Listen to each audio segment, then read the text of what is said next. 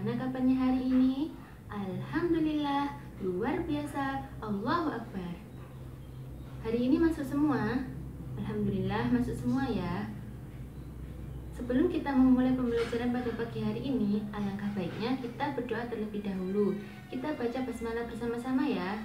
Bismillahirrahmanirrahim. Amin. Biar lebih semangat, kita ice breaking terlebih dahulu. Bu Guru punya ice breaking berupa lagu adab di kelas. Kita nyanyikan bersama-sama ya. 1, 2, 3. Pertama, ku duduk dan berdoa. Kedua, ku dengarkan saksama. Ketiga, aku paham apa yang guru bilang. Hati senang serta riang gembira. Kita ulangi sekali lagi ya. 1, 2, 3. Pertama, aku duduk dan berdoa. Kedua, aku dengarkan saksama. Ketiga, aku paham apa yang guru bilang. Hati senang serta riang gembira. Hari ini kita akan belajar pengaruh kondisi geografis terhadap kegiatan ekonomi. Tujuannya adalah supaya kita tahu seperti apa kondisi geografis tempat tinggal kita dan kegiatan ekonomi apa yang dilakukan oleh masyarakat di sekitar kita.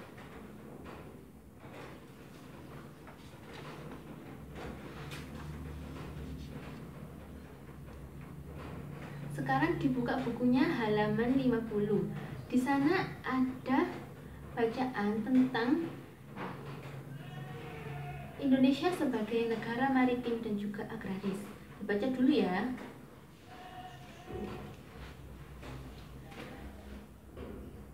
Nah, sudah selesai dibaca. Sekarang Bu Guru tanya, apa sih negara maritim dan negara agraris itu? Di sini adalah peta Indonesia. Nah, kenapa sih Indonesia itu disebut sebagai negara maritim dan juga agraris?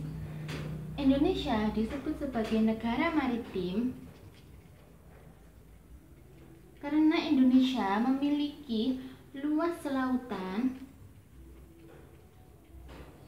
lebih besar daripada luas daratan dan terdiri atas pulau-pulau. Jadi di Indonesia itu tidak hanya ada 1 atau 2 pulau saja, tetapi ada banyak sekali pulau, bahkan sampai ribuan. Kisaran pulau yang ada di Indonesia itu kurang lebih sebanyak 17.499 pulau.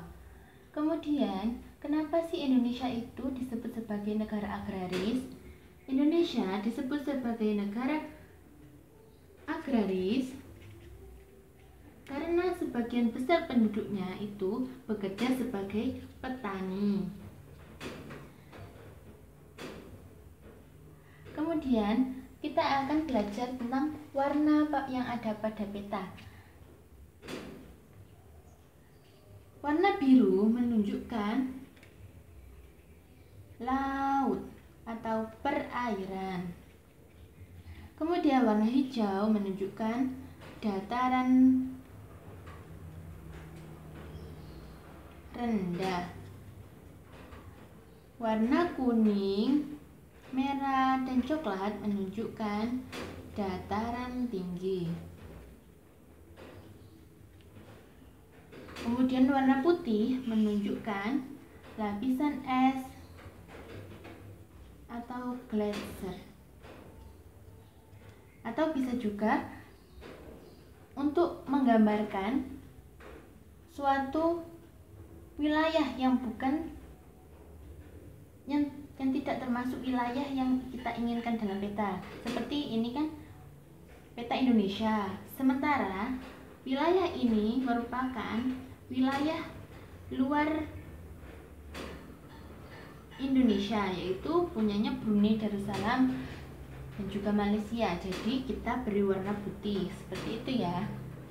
Sekarang Bu Guru akan bagi kalian menjadi 3 kelompok, berhitung 1 sampai 3, kemudian diulang lagi dan seterusnya ya. Sekarang berkumpul dengan kelompoknya masing-masing. Nah, di sini Bu Guru punya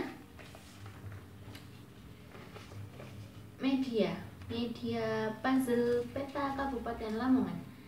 Nanti setiap kelompok akan mendapatkan satu lembar peta berwarna hitam ini dan juga potongan puzzle peta yang berwarna-warni. Nanti ditempelkan sampai selesai. Kemudian setelah sudah selesai dipasang semuanya, kemudian nanti ditempelkan ke depan kelas.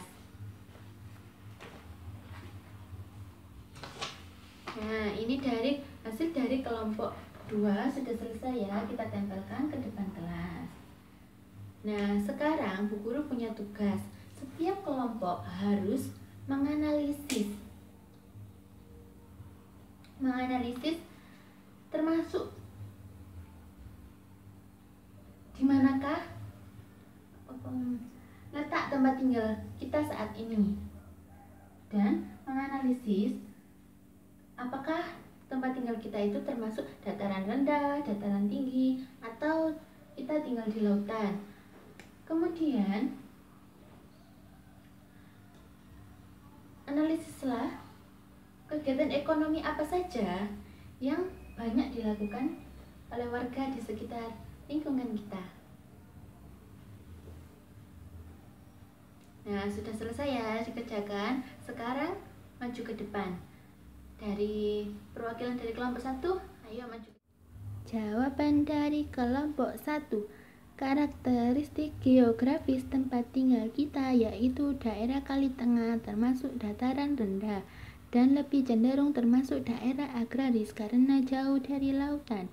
Karena masuk kawasan agraris dan terletak pada dataran rendah, maka banyak masyarakat yang kegiatan ekonominya bertani. Area persawahan dibuat dengan sistem sawah tambak, yang mana jika musim kemarau, sawah dimanfaatkan untuk menanam padi, jagung, dan kacang hijau. Sedangkan jika musim hujan datang, sawah diubah menjadi tambak tempat budidaya ikan air tawar dan udang. Terima kasih. Nah, bagaimana jawaban dari kelompok 1? Apakah sudah benar?